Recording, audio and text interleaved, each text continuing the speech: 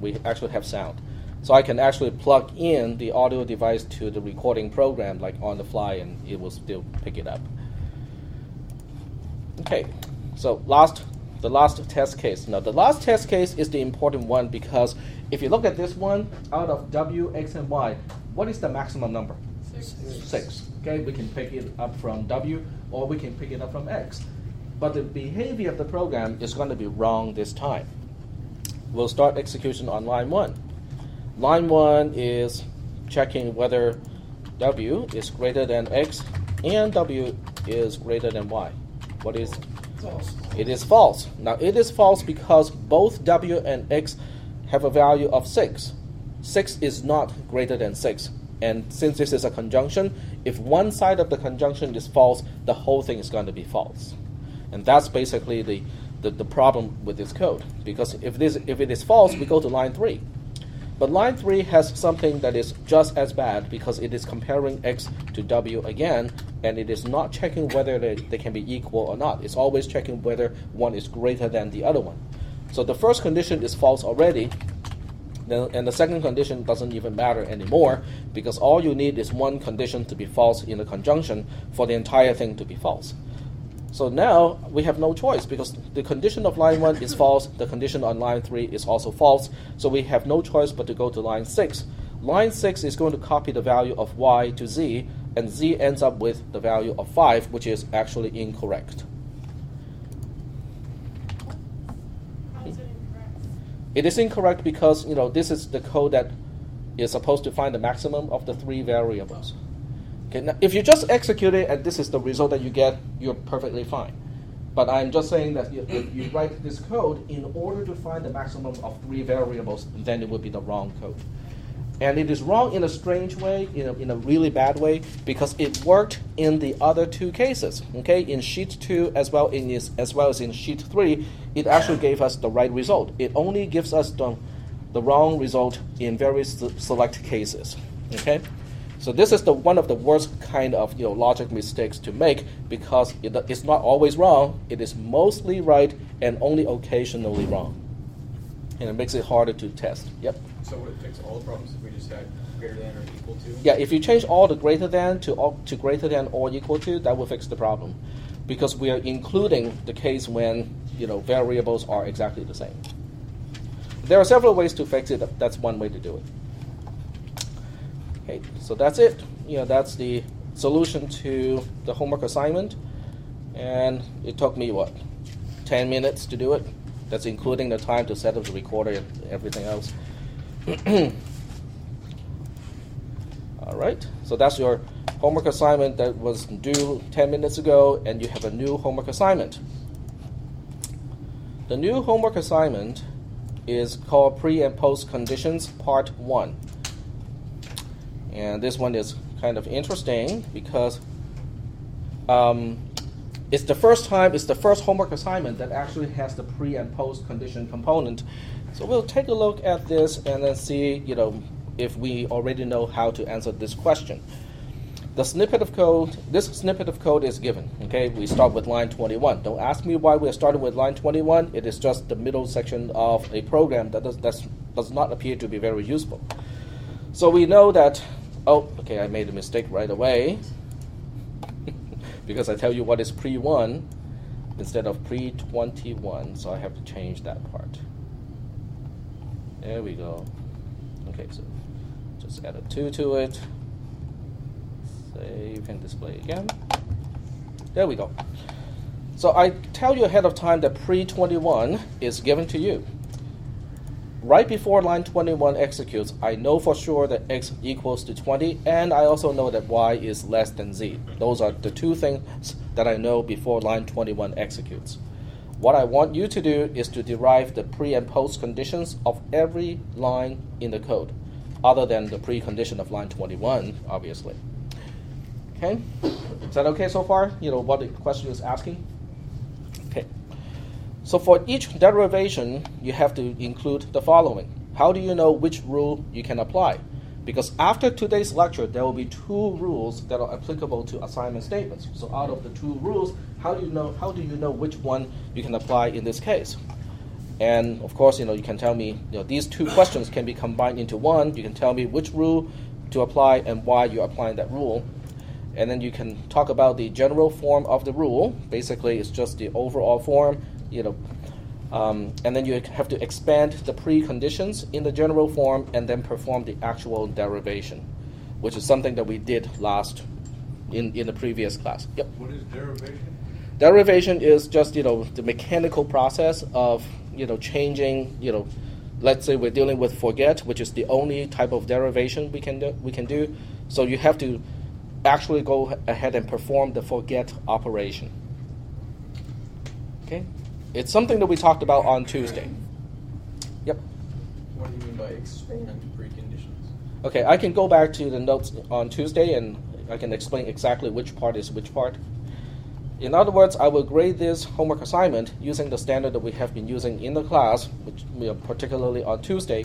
The most important part is the rationale and the steps. In other words, if the final answer is right, but there are missing steps, that particular submission will not get all the points. Possibly 0 if someone just jumps all the way and say, oh, the final post condition is this, okay, without any derivations at all. This assignment is an online editor type. You will have to enter your answer using the HTML editor below the description, and remember to submit it when you're done. And you can resubmit as many times as you want before the due date, which is next Thursday. So you have 1 week to work on this one. Okay, so that's the question. Without leaving the question, because I think I might need to come back and talk about this one, let me just go back to the notes or the material that we talked about on Tuesday. Now we can always go back to what we talked about on Tuesday by looking at the file that I captured on that day. In this case, Tuesday is the 1st of February, so we have 2011-02-01 to represent that date. And if you click on this file, it will give you a zip file. A zip file, when you expand it, it will give you all the files that I worked on that particular day in class. Are we doing okay so far? Okay. And obviously in Windows, you have your own mechanism of opening the zip files. And out of the files, one is just simply called text.txt. That's basically what I type using the text editor during the class. When you double-click that in Windows, you don't want to just double-click it because Windows will try to use Notepad to open this file. Notepad cannot deal with Unix/Linux type of text files. You want to use WordPad instead to open this file. Otherwise, everything will be in one single line and it will be pretty hard to see the content. In Linux, on the other hand, it's not a problem because this is native to Linux. Okay, so when you open up the file, this is what you will see. It's just a regular text file. So let me scroll all the way down to the rationale part here. Okay. And let's make the font a little bit bigger. Select font is at the bottom. Yeah. And we want to make it 14 size. That should be mighty big. Okay. So what we are doing here is, going through these rules here.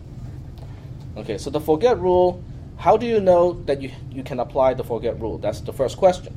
The first question can be answered like this. If the right-hand side of an assignment does not refer to the variable on the left-hand side, we can use the forget rule. So you go back to your homework assignment. Let's see, we go back to the homework assignment. And let's say we pick one particular line, like this one here. The right-hand side, in this case, is 3. Does 3 refer to x? No. No. Okay, well, that tells me that we can apply the forget rule. So that's what I'm saying, okay? But you have to explain that in your answer. I know it is kind of tedious to have to re-explain that again and again. Copy and paste, okay? Are there any questions so far? Nope. Okay. So that's the first part. Now, the next thing is you have to apply the forget rule. When you apply the forget rule, the general pattern is the statement that you apply, or the line that you apply the forget rule is going to look like this in general. It has a line number, n. It has a variable on the left-hand side. In this case, it is uppercase x. And it has some sort of expression on the right-hand side. EXPR can be like this long, or it can be like a constant like 0. It doesn't matter. It is just an expression. So in this case, nx and expr are what we call placeholders to define the pattern that you will see in an assignment statement. When you apply the forget rule, the general pattern of the forget rule, or the application of the forget rule, is this part here. The post condition of the same line is based on the precondition of that line. But what are we doing to the precondition of that line? Well, we have to forget everything that mentions the variable on the left-hand side. So this will make the original condition shorter, potentially shorter, because we are forgetting certain facts that will be invalid once we carry out the assignment operation. But on top of everything, in addition to this part here, we also know for sure that immediately after line n executes, we know that x will equal to the expression on the right-hand side. So we can use a conjunction and add this new piece of information to the whole thing to become the post condition. Are we doing okay so far with the steps? Okay. So that means you, when you do the homework assignment, you will have to state this part here. You will have to present this part, except n will not be just n, it will be a particular line number. Pre-n obviously will also be the precondition of a specific line. X will be a specific variable, and expr will be the right-hand side of that specific line. So the first line is going to look like this. Okay, is that making any sense? Because in this case, 1 is the n, it is the line number that we are talking about. Pre-1 is pre-n because we're dealing with line 1. This lowercase x takes the part of the placeholder, the uppercase x, because it is the variable on the left-hand side. And the 4 is taking the place of expr because that is the expression on the right-hand side. Are you guys seeing how this is derived from this part here? This is a general pattern. This is a specific one that applies to line 1 as described in this case. Are we doing okay so far with this? Yes? Okay. No? We're just going to change that specific line. It's going to say post line 21, forget precondition 21. And then you have to identify which variable is getting changed by that line. Right. And then you have to identify the right-hand side of the assignment statement so that you can use the proper expression here. So you have to have this line here. This is the general pattern of using the forget rule. And then on the next line, we are expanding pre-1. Since one of your questions was, what did I mean by expanding pre-1? In this case, pre-1 is just assumed to be true. So it goes from pre-1 to true here because you cannot apply the forget operation to a precondition that we don't know about. So you have to apply it to something that is more specific. In this case, it is just the expression true. And you carry out the forget operation. The expression true or the statement true does not refer to x. So there's nothing to forget in this case. So the entire forget operation in this case results in just true. And so we have true and x equals to 4. The last step here, which is a simplification step, you don't have to do it. Okay? So in this homework assignment, don't worry about simplification. You just have to mechanically carry out the forget operation and the conjunction. Don't forget that part too. And that's it. That is your homework assignment. Yep. Is there any way you can do an example that's kind of like homework, but not really, so we have the basic idea of what we're doing? Sure, we can do that. Okay, so let's go ahead and do that part. Going to close that. So when you do the homework assignment, there will be an editor box right below the instruction, and you have to input your answer right below the description. So this one, you don't have to turn in a file. You have to type your text after that, after the description itself. My advice is, you can do all this using Notepad in Windows Notepad. So you might want to just, do the whole thing using Windows Notepad. Save the file, okay, and keep working on it until you're done. Then you can just copy and paste from Notepad into Moodle and turn it in that way.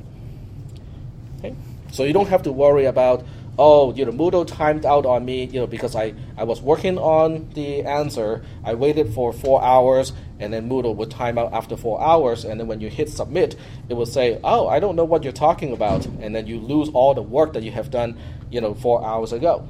So the best way or the safest way is to save it into a text file on your computer, on your flash drive, so that way you always have a copy local to you and not rely on the network connection.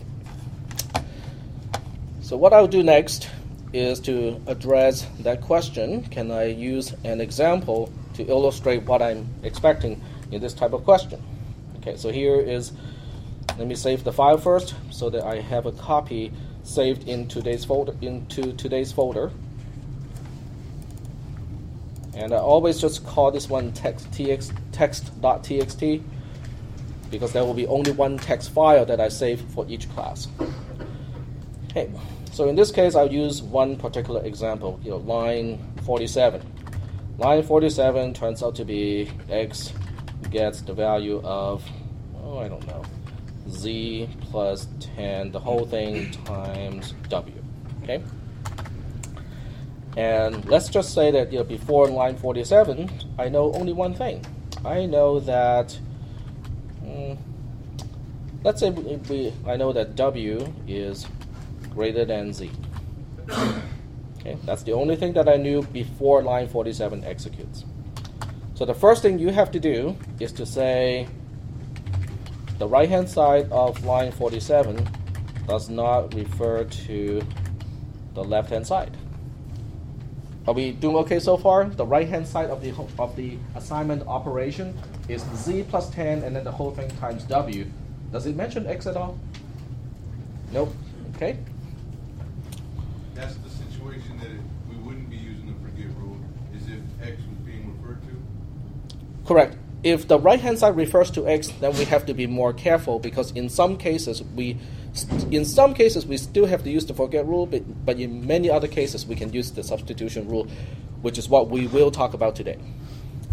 So in this case, use the forget rule because I just applied the prerequisite and say, oh, if it has, it fulfills the prerequisite of using the forget rule, and as a result, we can use the forget rule. So after you know you can use the forget rule, then you specify you want to derive post line 47. So you have to say post 47 is the result of applying the forget operation on the precondition of the same line, which is line 47. And in this case, what am I forgetting? Am I forgetting something about w, x, z? Which one am I forgetting? X, because x is the one on the left-hand side of the assignment. So we have that. And don't forget the conjunction and the conclusion, because in this case, we know after this operation, x will equal to, guess what? Z plus 10, the whole thing, times w. But tech, we don't know anything about z or w. That's okay. We can always refer to just the value of z and w at that time. So that's not a problem. You just copy the entire expression, to the condition after the conjunction. You just copy whatever is on the right-hand side of the assignment operation, just put it here. Okay? And then we'll go ahead and carry out the forget operation. And obviously the forget operation needs to know what exactly is the precondition of line 47. So in this case, it is just that. So I copy and paste it, and then I continue with the rest. In other words, there will be some copying and pasting because I want everything to be really, really step by step. I'm not jumping any steps in this case. The next thing I have to do now is to actually go ahead and carry out the forget operation. Does w greater than z refer to x? No. So that means there's nothing to forget in this case. So after the forget operation is performed, I get basically the same thing back because what I knew about the variables did not include anything about x. So there's nothing to forget in this case. But after the operation, after line 47 executes, I know for sure that at that point, x will equal to z plus 10 times w. So it's like that. And that's the answer. So are we doing okay with this? We're going to do that for each line of... And you have to do this for each line, yes. But since you'll be doing it using a text editor, you can use copy and paste. Yep. On Tuesday, you said that if the left-hand side doesn't refer to the right-hand side, then we don't need to use the forget rule. So how come you did use the forget rule? No. if the right-hand side does not refer to the left-hand side, you have to use the forget rule. Did I say the reverse? No. Never mind. I think she is. Okay. Well, I could have said the reverse. I cannot remember. But if the right-hand side does not refer to the left-hand side, you have to use the forget rule.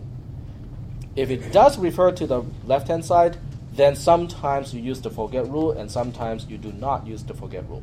Yep. How would it look if there are two preconditions for 47? There are two If preconditions. there were. Like if Then it's the W two, versus then E. both of those will be here, and then you have to forget the component that mentions anything about X. So you just separate it by a comma? No, it will be a conjunction. Oh, okay. Yeah, for that part, the text file that I captured on Tuesday would actually have an example, so you might want to look through that. Yep. So we use the forget rule in this case because if we're replacing something that does refer, we're replacing something that doesn't refer to the left-hand side, basically we're updating whatever variable it is with a new constant, and so we want to forget the old Correct. constant. Yep. Well, not forgetting the old constant is just forgetting the relationship between this variable and everything else, right? Because that may not be true anymore. There's a possibility that it can still be true, but I cannot say anything that can be false sometimes. Okay.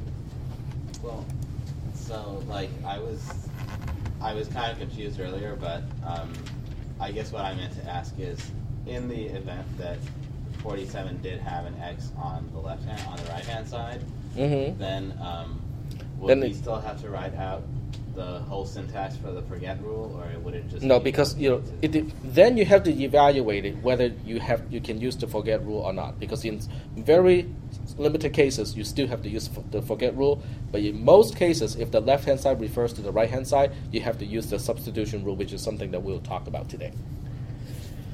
Okay. Any other questions? Okay. If there are no questions, we'll go ahead and move on and continue to talk about the substitution rule. Last time we did not quite talk about the substitution rule, but we talked about a prerequisite before we can talk about the substitution rule. We talked about the concept of an inverse function, right?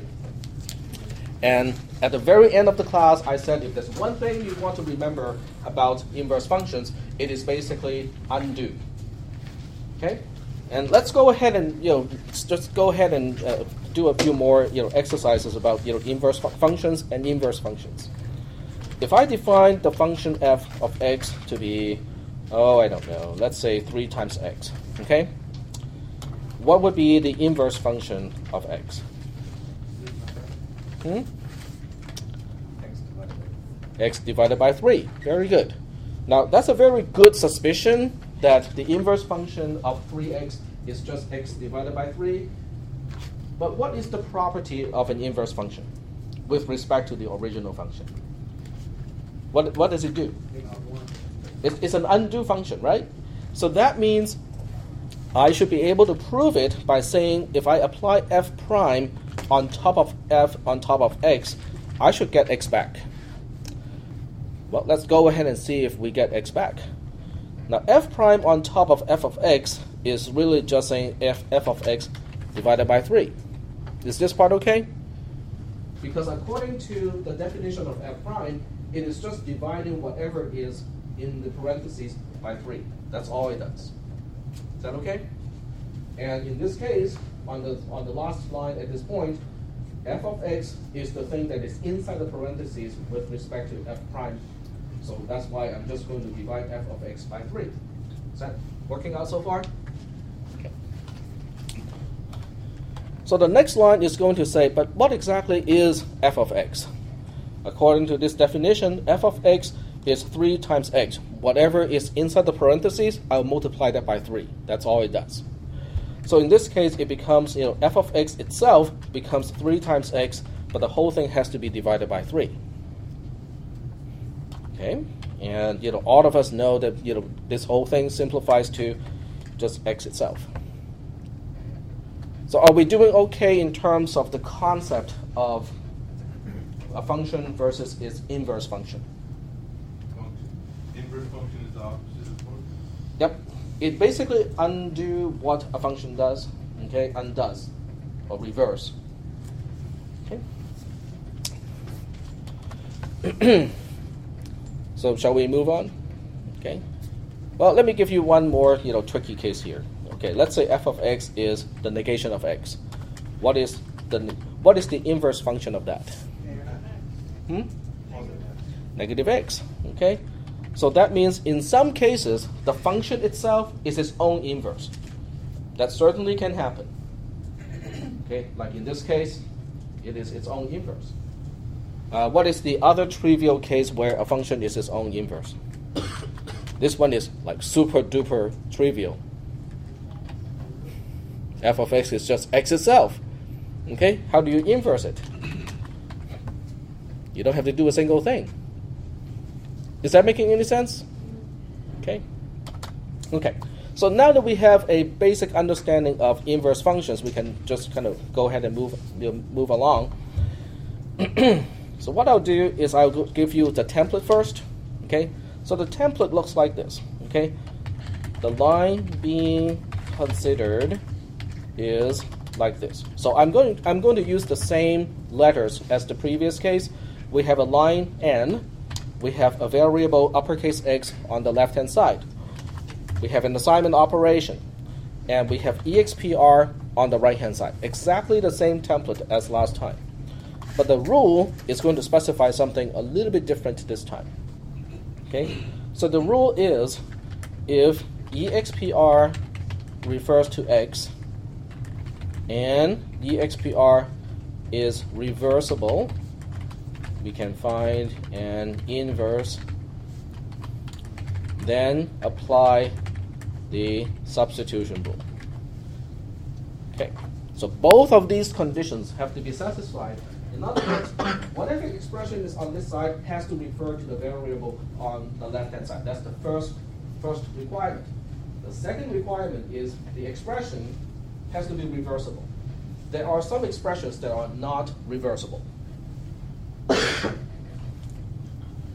Are we doing okay so far with just the rule? What makes the substitution rule applicable? So the next thing we have to know is, okay, once we know we can apply the substitution rule, what does it mean to apply the substitution rule? To apply the substitution rule means that the post condition of that line is based on the substitution operation applied to the precondition of that line. You have to locate all occurrences of the variable on the left-hand side and replace all of those with the inverse function of the expression applied.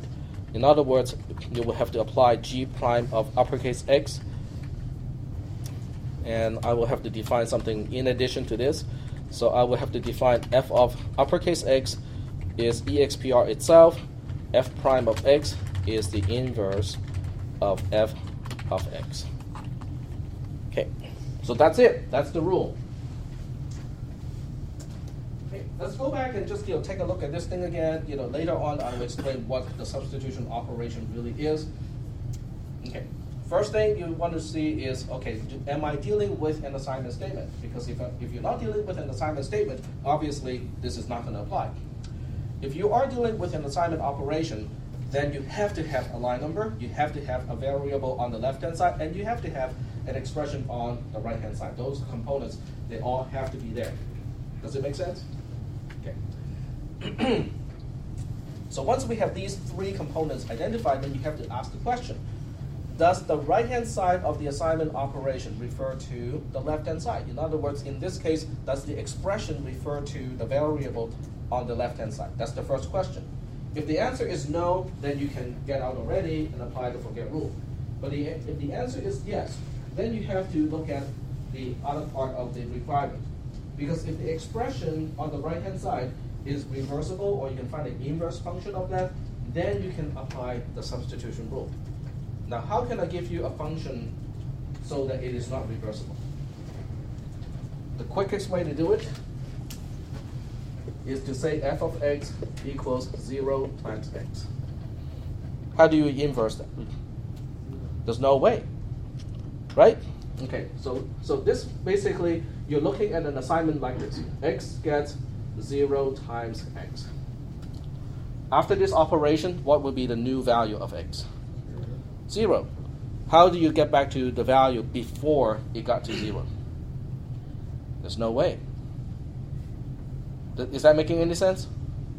Okay, so this is one thing that you cannot reverse because this operation is not, there's no inverse to deal with, multiplying something by 0. Okay? So in this case, basically what you have to do is to say, okay, this whole thing is going to be 0 all the time, and you have to look at this assignment as if it is just saying that. But we are not going to deal with this right now. We'll go back to our substitution rule first.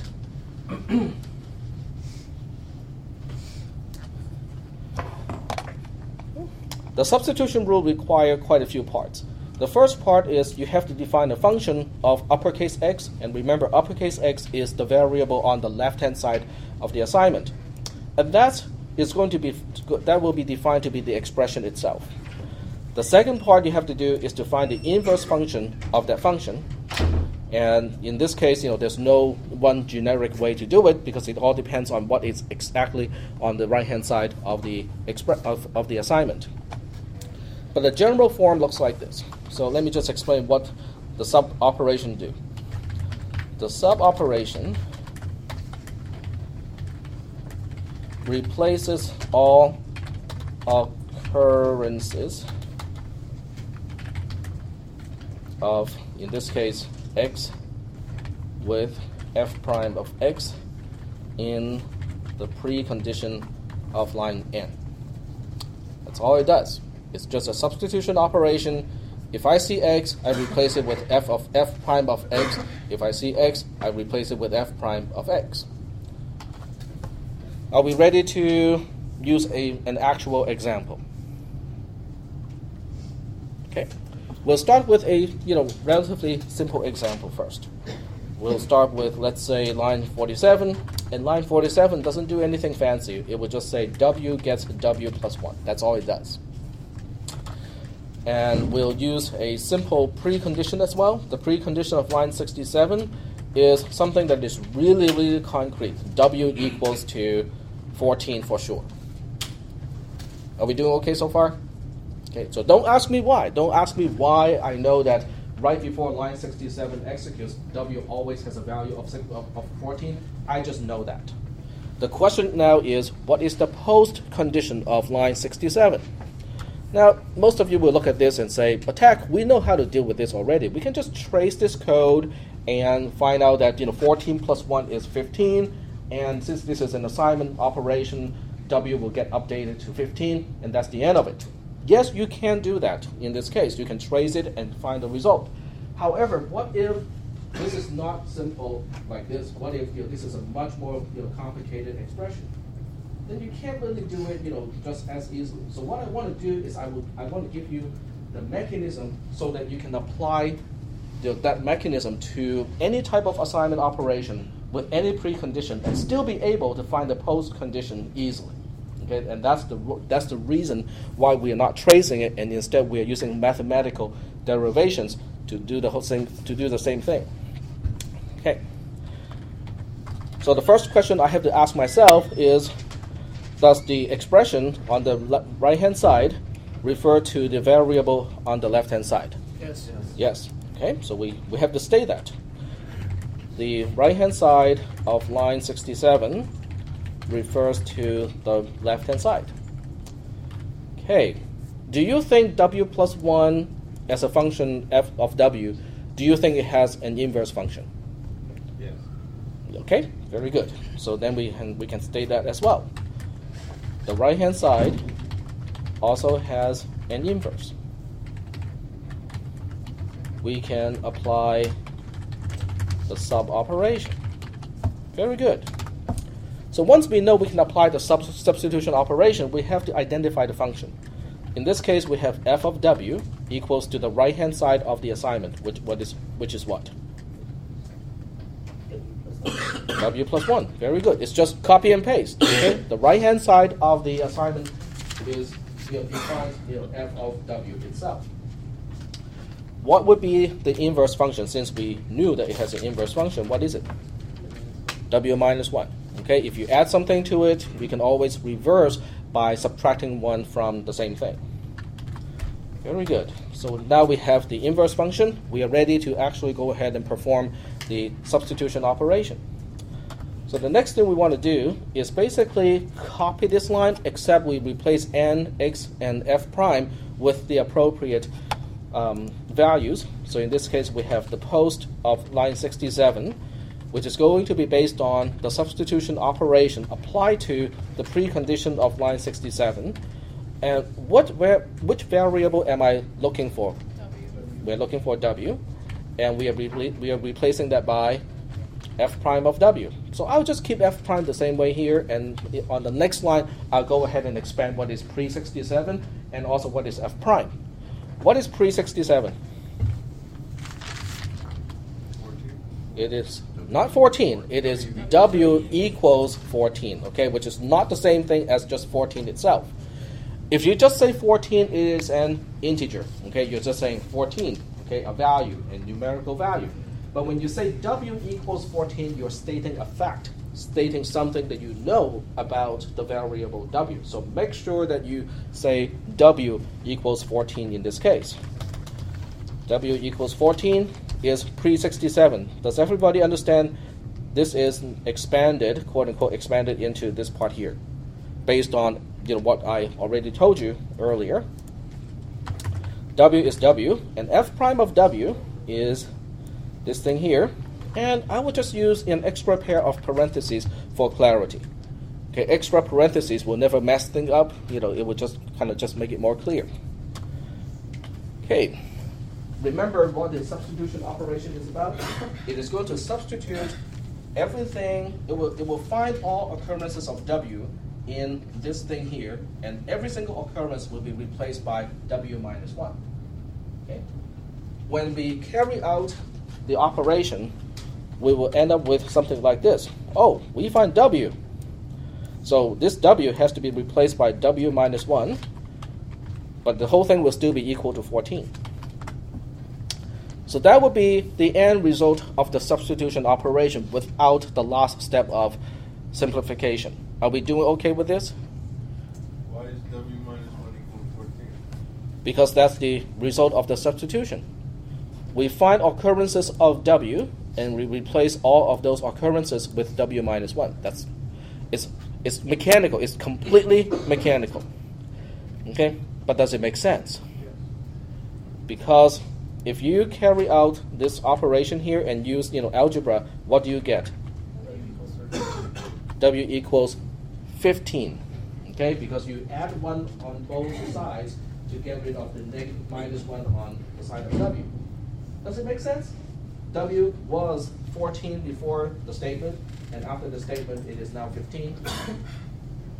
Seems to be okay. It seems to make sense to me. Yes? Okay. So once again, in this particular example, tracing it will give you exactly the same result. Now let me give you another example where tracing it is not going to give. You cannot trace it. There's no way you can trace it. So that's one example. This is the simplest one. The next one is going to be, I'm not sure whether I should throw this. Let's go ahead and throw this one out to me, just for the sake of it. Okay, line 47 is saying x gets, let's see, 1 minus x. Okay? Which is quite, there are a few twists to this one. And the precondition of line 47 is also not going to be very easy, because all I know of is something like this. Okay, I know y is greater than 20, and I also know that x is less than, oh wait, let's make it more complicated. X plus 2 times z is greater than, oh, I don't know, let's say w times w squared. Okay? I'm just making it pointlessly complicated, okay? Just so that we can see whether we can still deal with it at the end. Okay, now this precondition is significantly different from the other precondition because there's no concrete value. Okay? Nothing in pre-47 states anything about the concrete value of x. All that we know about x is that x plus 2 times z is greater than w squared. That's the only thing that I knew about x. So the question is, after the assignment operation, can I still say something about how x, z, and w relate? That's the question. Okay, because I would rather not forget all these facts and relationships amongst the variables. So the question is, can I still preserve something? That's the question. So we'll go ahead and apply those rules. First of all, we check whether we can even apply the substitution rule or not. Okay, so we say the right-hand side of line 47, does it refer to the variable on the left-hand side? We are talking about 1 minus x. Does it refer to x? Yep, quite obvious. Okay, refers to the left-hand side. So that fulfills the first requirement. The second requirement is, does 1 minus x, can I undo it? Yes. Okay. Also has an inverse. We can apply the substitution operation. Great. Now that we know that we can, now we have to define the function. So we have to say f of x equals to the right-hand side of the assignment. What is it? 1 minus x. 1 minus x. Very good. So f prime of x being the inverse of that, what is it going to be? 1 plus x. 1 plus x? No, 1 plus x is not going to do it. Negative 1 plus x. Well, think about it. Okay, we can just go through a few concrete examples just to see whether we can make sense out of this. Okay, let's say x equals to 5. Okay, if x equals to 5, 1 minus x equals to negative 4, right? Right. So how do we get 5 get back from negative 4? Add 9. Plus 6. Okay, okay. If x equals negative 4, then 1 minus x is what? It's 5 again. Does that make any sense? Because 1 minus negative 4 is 1 plus 4. 1 plus 4 is 5. So that's a pretty good suspicion that 1 minus x is its own inverse, just like the negation of x itself. Is that okay so far? Okay. So we'll go ahead and say, well, I'm suspecting that is the case. But suspecting it is the case is not good enough. How do we prove it? Just expand it, right? Just do the same thing that we usually do. We apply f prime to f of x, just like that. And this time it becomes 1 minus f of x. 1 minus f of x is 1 minus what? 1 minus x itself. Okay? And 1 minus x is what? 1 minus x plus x. Without the parentheses. And 1 minus 1 is 0. 0 plus x is x. I just proved it. Is that okay so far? That's mostly just algebra. Remember, the way we use function in this class is not quite the same way as what you would expect in a math class. In a mathematics class, function has a very, very specific meaning. In this class, it's just a shorthand. Okay, f of x is a shorthand of da da da da da. Okay, just make things easier. Okay, well, this is great. I know we can apply the substitution rule. I have the function itself. I have the inverse function. Now we can just mechanically apply the substitution rule. So we say the post condition of line 47 is going to be computed by the substitution operation applied to the precondition of line 47. What variable am I searching for? X. We're looking for x because x is the one on the left-hand side, and we're going to replace that by f prime of x. I will expand that in the next line. What is pre-47 again? Oh, well, pre-47 is this horrible mess here. Just copy and paste the whole thing, because I'm just expanding pre-47 to whatever it was defined. We are still looking for x and replacing it by f prime of x. F prime of x is 1 minus x. We know that for sure because I just proved that 1 minus x is its own inverse. So we'll go ahead and write it here, except, I always use one extra pair of parentheses so that the replacement would not cause any problems. Are we still doing okay so far? Yes? The first line is just the blind mechanical application of the substitution operation. All we have to do is to identify which line are we dealing with, what is the variable on the left-hand side, and what function are we dealing with, what is the inverse of that function. Because sometimes you will have function f, sometimes you have function g, sometimes you have function h, and so on. So we have to be careful with which function we are dealing with. But it has to be the inverse of the function that is the right-hand side of the original assignment. The next line is just a result of expanding everything that we know.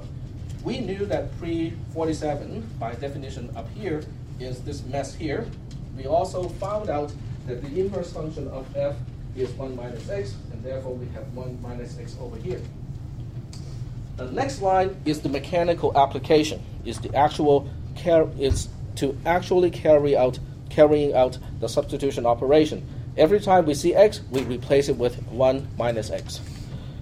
Okay, the first component of the condition we're dealing with is y is greater than 20. Is there anything to replace here? No. So we'll keep it the same way as before. Which makes sense because we haven't done anything to y with this assignment statement. So however y relates to a constant 20, it's going to be preserved. But the second part does have one mention of x, which is here. So I will take that x out, and instead I'll put 1 minus x in place of the x. So it becomes 1 minus x, the whole thing, plus 2 times z is greater than w times w. And that's my answer. That's my final answer. You can go ahead and simplify this, but I don't see any point in simplifying this whole thing here. Are we doing okay so far? So can you do this using a program trace? Nope.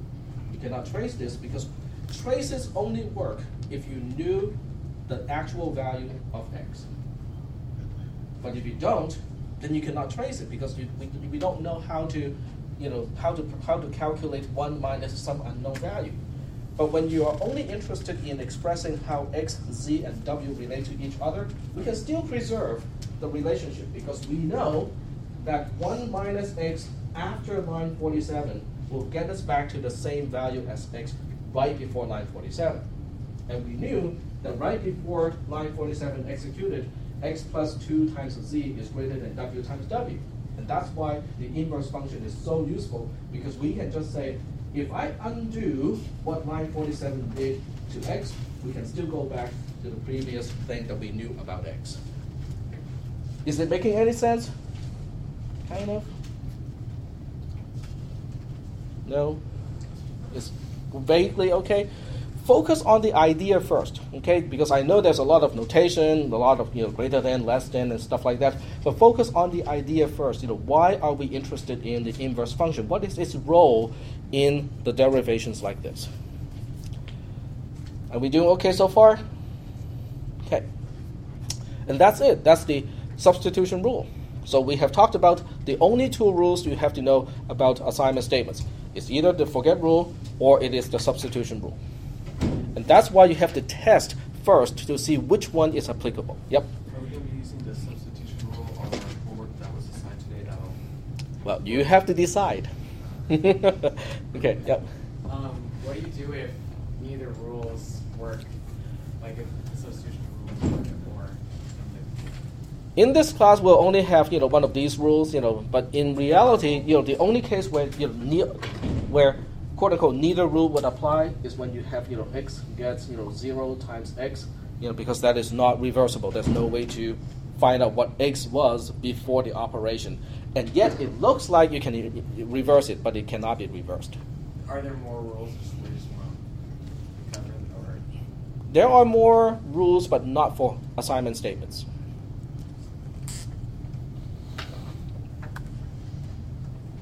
Are there any questions about the substitution rule? No questions? Okay, so are we dealing with crazy math just yet? No? This is okay?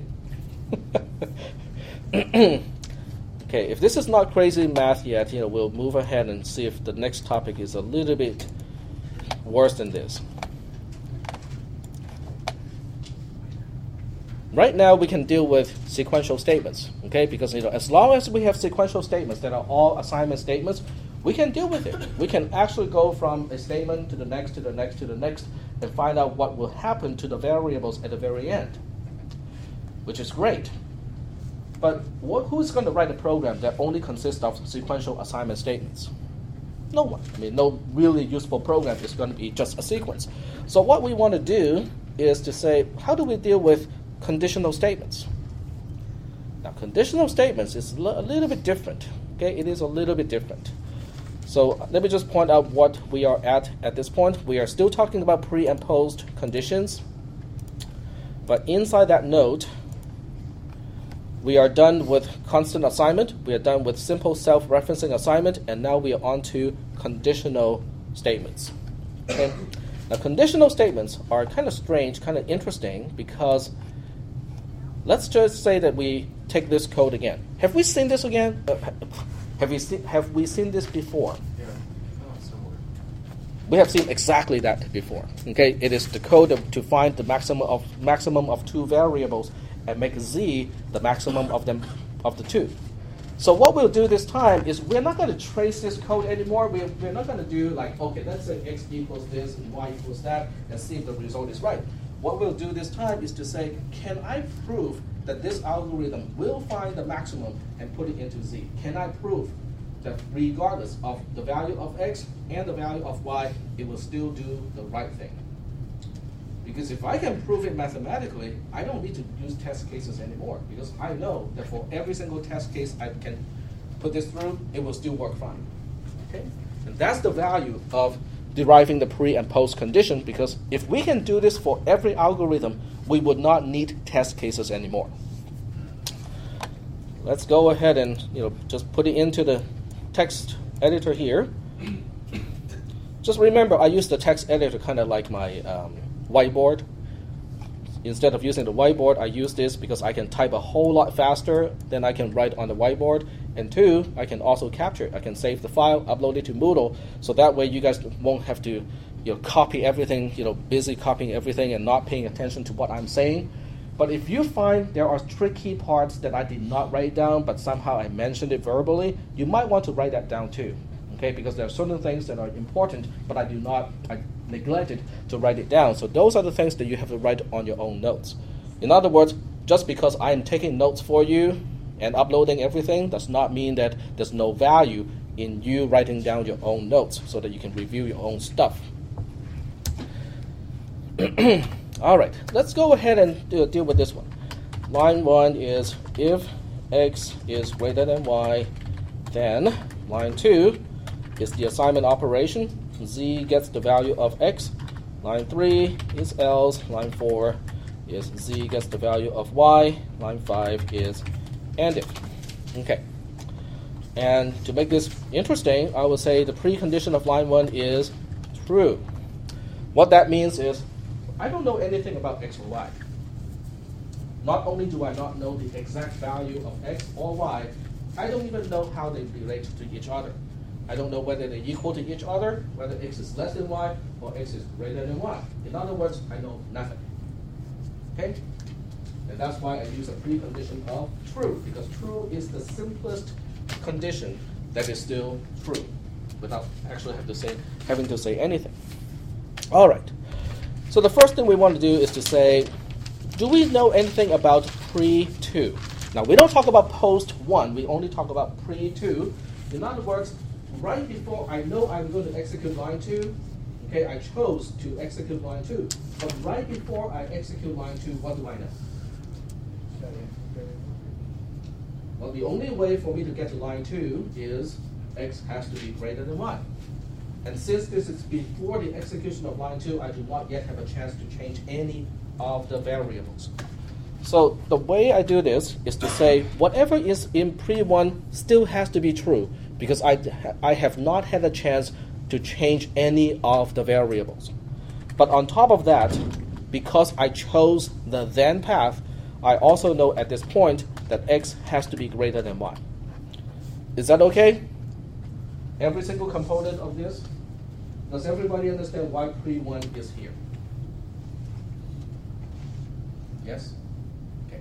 Pre-1 is here because whatever was true before line 1 will still have to be true before line 2 because I have not had a chance to change anything yet. Yep. So are we saying that the precondition of line 1 is true because we don't know what it is, we just know that it's true, or? True is the simplest expression that I can write that basically states nothing, but it is still true itself. Now, if I had stated anything like x equals y, then it is already saying something that may or may not be true, because I want this to work for every single case, regardless of the value of x and y. Why don't we just say that there's no preconditions? Because it's okay. If you say there's no precondition, then what is pre-1? Pre-1 still has to be something in order for me to apply the template. Remember, what we're trying to do is we are trying to establish a template, a method that will be applicable to any conditional statements. So we have to make this as general as possible, and this is the way to make it as general as possible. Okay. What about pre-4? Okay. In other words, if I know that I have chosen line 4 to be the next line to execute, what would I know right before line 4 executes? X less than y. Less than or equal to y. X is less than or equal to y. But the way I would put it is the same thing here. I would still write pre-1 first, because if I chose to continue execution on line 4, it means this condition is false, right? But at the same time, did I have a chance to change x or y? No. Because whatever is true before line 1, in this case it's trivial, but in case there's something that I knew before line 1, that would still be true right before I execute line 4, because I never had a chance to change anything before line 4 executes. So that's why it is very important to remember to put pre-1 as the first component. We can simplify pre-1 out of the way later on, but we have to put it here because the structure of the code demands it. Are we okay? Are we okay on this concept? Why we have to put pre-1 here? And then the conjunction is saying, well, the reverse of the condition of the conditional statement has to be true, because otherwise I would not have ended up in the else branch of the conditional statement. Are we doing okay so far here? Okay. After pre-1, pre-2, and pre-4 are all done, the rest are assignment statements so far. Because in other words, we want to figure out what is post 2, we want to figure out what is post 4. Well, let's focus on post 2 first.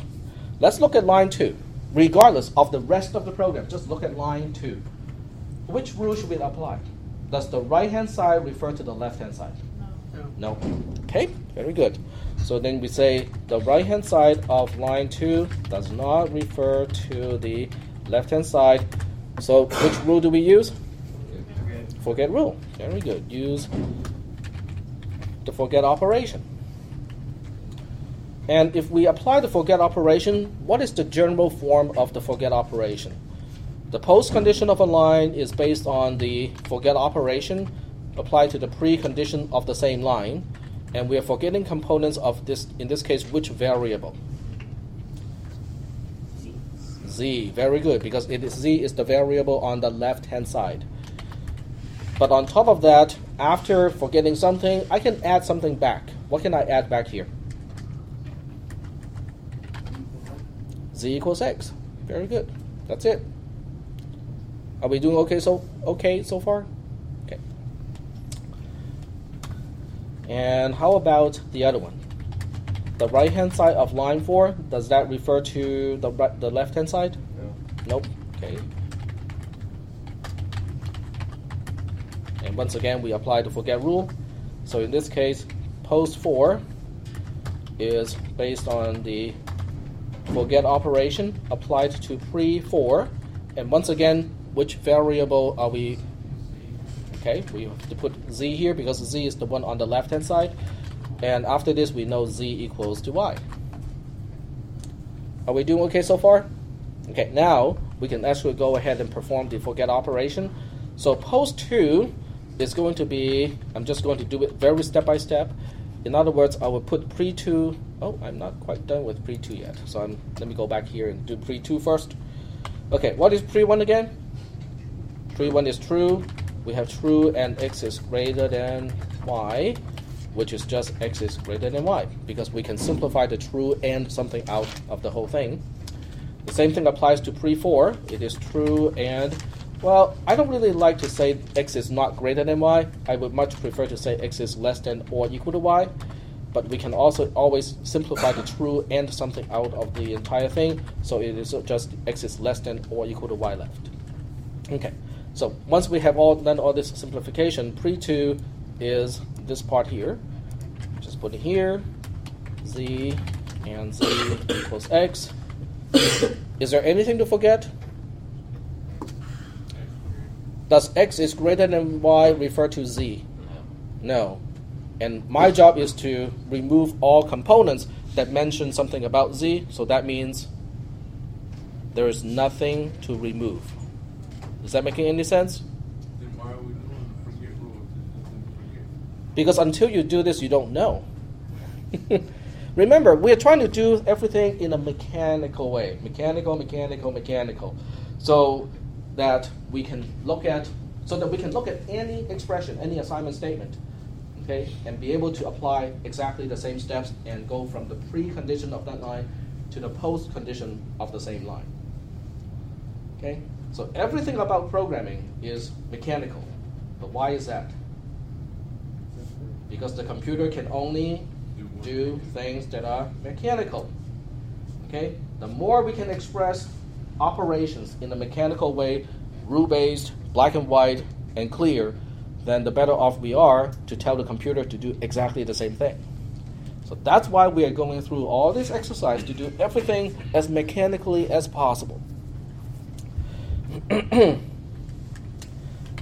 Okay, so the entire forget operation just gives us back the same thing before the forget operation, because there's nothing to forget in the precondition of line 2.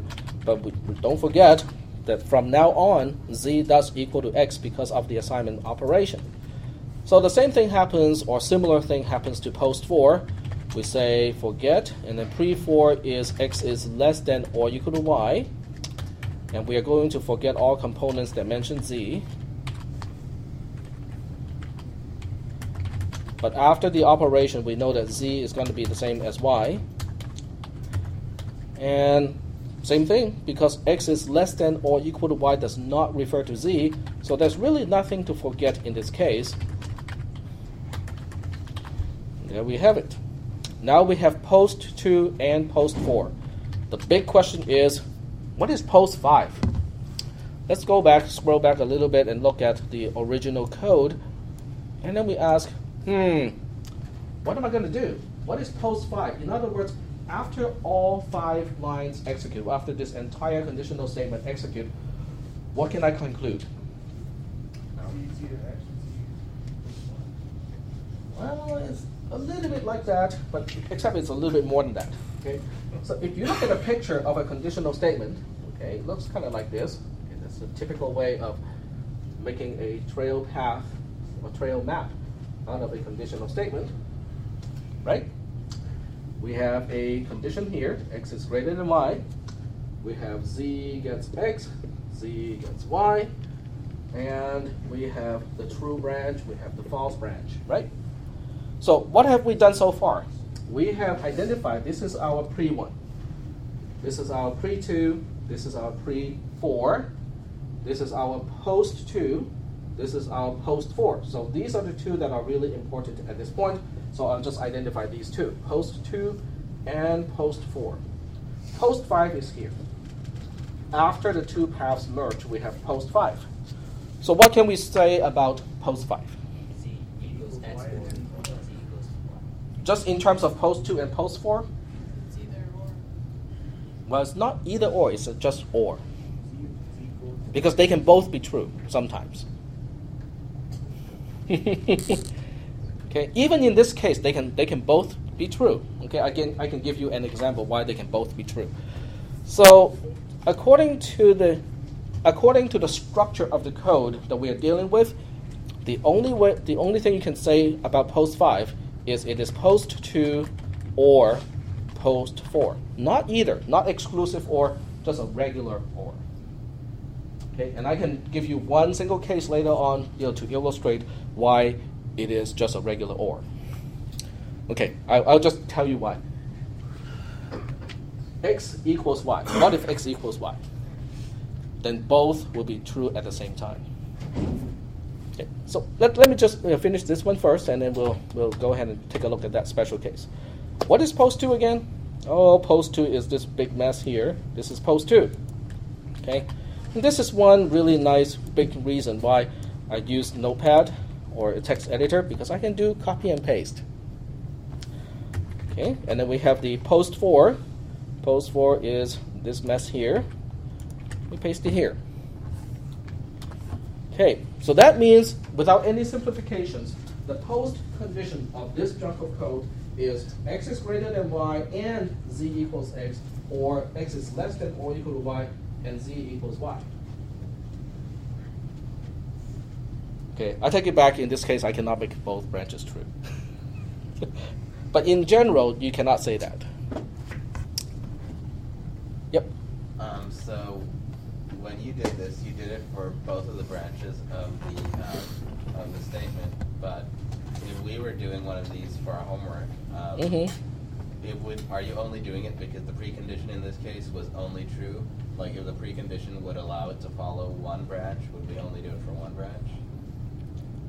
You still have to do the other branch, except if you know the other branch cannot be true, then it becomes a dead branch.